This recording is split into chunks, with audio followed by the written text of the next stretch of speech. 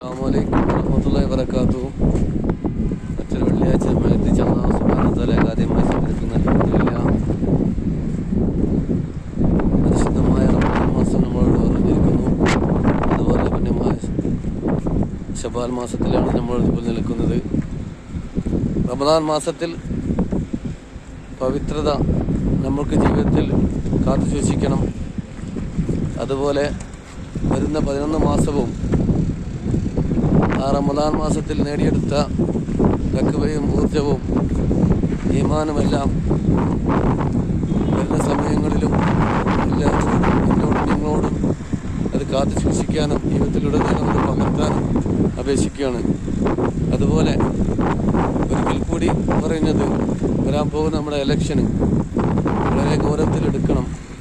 മുമ്പെങ്ങും ഇല്ലാത്തൊരു തോതിലുള്ള ഉപദേശങ്ങളും ഉസ്താദുമാരും എല്ലാവരും പ്രത്യേകം അതിൻ്റെ ഗൗരവം എത്രത്തോളം പറഞ്ഞാൽ ഫാമിലി വിസിറ്റ് അതുപോലെ മറ്റൊരു യാത്രകളൊക്കെ ഒഴിവാക്കാൻ പറയുന്നതിന് മുമ്പ് അങ്ങനത്തെ ഒരു പ്രസ്താവന ഒരിക്കലും ഒരു ഉസ്താദുമാരോ രാഷ്ട്രീയ രംഗത്തുള്ളവരോ പറഞ്ഞിട്ടില്ല. അത്രയ്ക്കും അതിന് ഗൗരവമാണ്. അതുപോലെ പലസ്തീൻ വിഷയത്തിലും നിങ്ങൾ പ്രാർത്ഥന ഉൾപ്പെടുത്തുക. നല്ലൊരു ഭരണം നമുക്ക് ഇന്ത്യയിൽ വരുത്തണം. ഫാസിസ്റ്റ് ഭരണത്തെ തുടർച്ചയണം.